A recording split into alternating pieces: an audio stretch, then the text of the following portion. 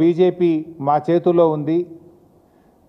మేము ఏం చెప్తే బీజేపీ ప్రభుత్వం ఆ పని చేస్తుందని మా చేతిలో ఎంపీలు ఉన్నారు కనుక, కేంద్ర ప్రభుత్వం మా చేతిలో ఉంది కనుక ఖచ్చితంగా మేము ఆడిందే ఆట పాడిందే పాట అని ఒక ధైర్యంతో ఇలా లోకేష్ గారు మాట్లాడుతూ ఉన్నారు. మరి లోకేష్ గారు ప్రాజెక్ట్ కట్టి తీర్థం, అనుమతులు తెచ్చి తీర్థం అని ఆయన మాట్లాడితే రాష్ట్ర కాంగ్రెస్ ప్రభుత్వం ఎందుకు ఈరోజు ఇప్పటివరకు స్పందించలేదు? ఎట్లా కడతావు, మా తెలంగాణ హక్కుల సంగతి ఏంది అని ముఖ్యమంత్రి మాట్లాడాడు, నీళ్ళ మంత్రి మాట్లాడాడు, కాంగ్రెస్ పార్టీ నుంచి కూడా ఎవరు మాట్లాడరు. అట్లా దీన్ని బట్టి ఏమర్థమవుతుంది? మీరు ఆల్రెడీ లోపాయికారి ఒప్పందం చేసుకున్నారు. మీ చీఫ్ సెక్రటరీ ఏమో గోదావరి బనకచెర్ల ఎజెండాలో ఉంటే మేము మీటింగ్కే రాము అని మీ చీఫ్ సెక్రటరీ లెటర్ రాస్తాడు. మీరేమో రాత్రికి రాత్రి ఢిల్లీకి పోయి మొదటి అంశమే గోదావరి బనకచెర్ల ఉంటే కూడా ఆ మీటింగ్లో పాల్గొంటారు, కమిటీ వేయడానికి ఒప్పుకొని వస్తారు. నీ ధైర్యం చూసుకొని నిన్న లోకేష్ గారు మాట్లాడారు, బనకచెర్ల కట్టి తీర్థం, ఎవడు అడ్డొచ్చినా కట్టి తీర్థమని మాట్లాడుతూ ఉన్నారు. మరి నువ్వు ఎందుకు మాట్లాడవు? ఎందుకు ఈ రాష్ట్ర ప్రభుత్వం నోర్లు మూసుకున్నది అని నేను అడుగుతా ఉన్నా. అంటే ఇలా బనకచెర్లపై చంద్రబాబు నాయుడు గారి బుల్డోజింగ్ విధానాలకు కాంగ్రెస్ బీజేపీల మౌనం నుంచే, వీళ్ళ లోపాయికారి ఒప్పందం నుంచే ఇవాళ తెలుగుదేశం ప్రభుత్వం బుల్డోజింగ్ విధానాలు పాల్పడతా ఉంది. మీరు సహకరించడం వల్లనే అంత ధైర్యంగా ఈరోజు వాళ్ళు మాట్లాడుతున్నటువంటి పరిస్థితి ఉంది. రేవంత్ రెడ్డి ఏం మాట్లాడుతుండు ఉల్టా?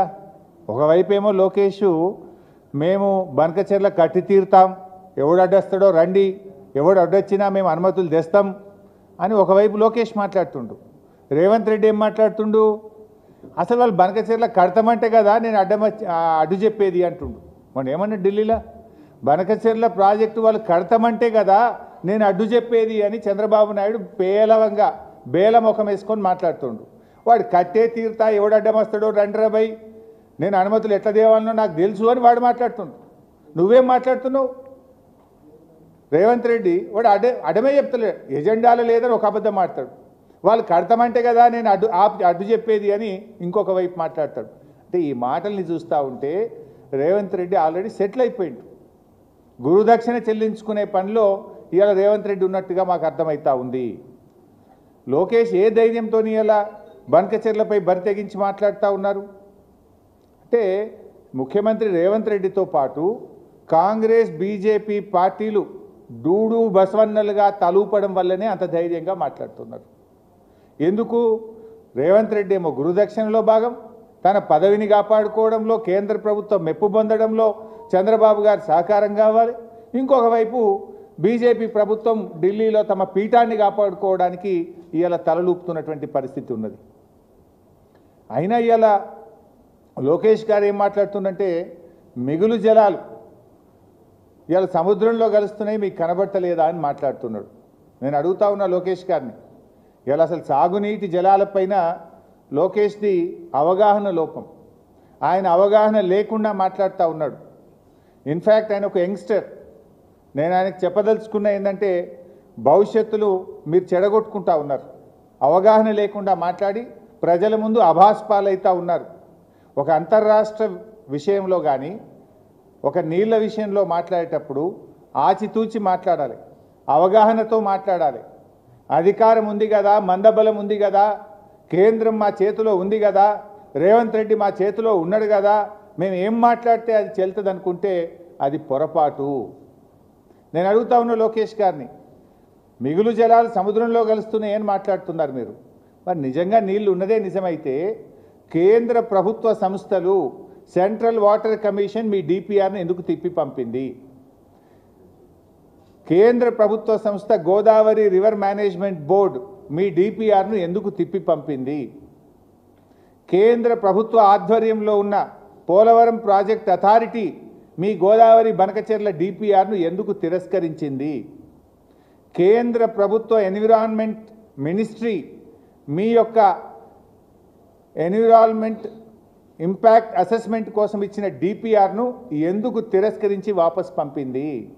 నీళ్లు ఉన్నదే నిజమైతే 4 కేంద్ర ప్రభుత్వ సంస్థలు మీ గోదావరి బనకచెర్ల డిపిఆర్ను ఎందుకు తిప్పి పంపాయి, ఎందుకు తిరస్కరించాయో సమాధానం చెప్పు.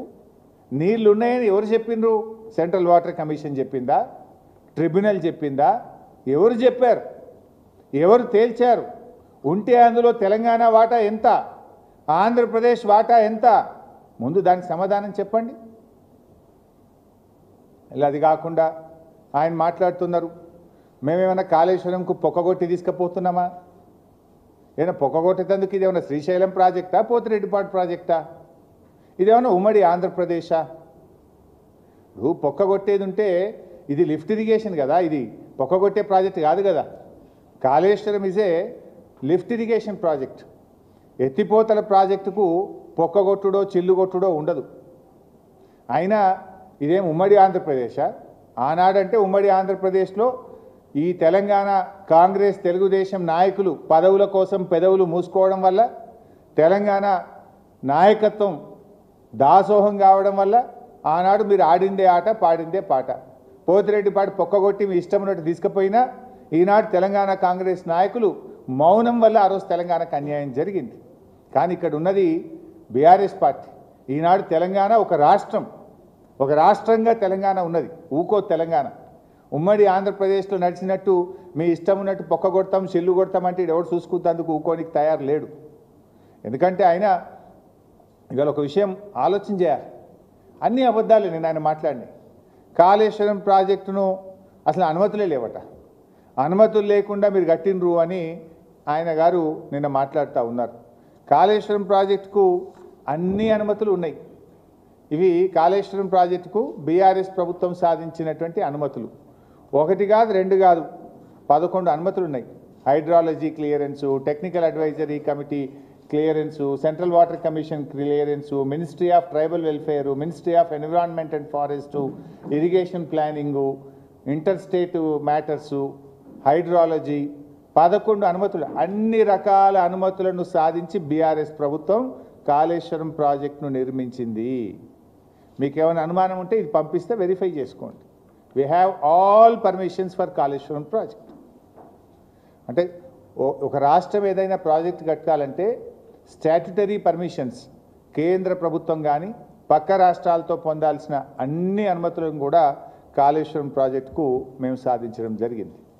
అది కాకుండా నిన్న ఆయన మాట్లాడుతూ కాళేశ్వరం ప్రాజెక్టుకు అసలు మేము ఎప్పుడైనా అడ్డుకున్నామా?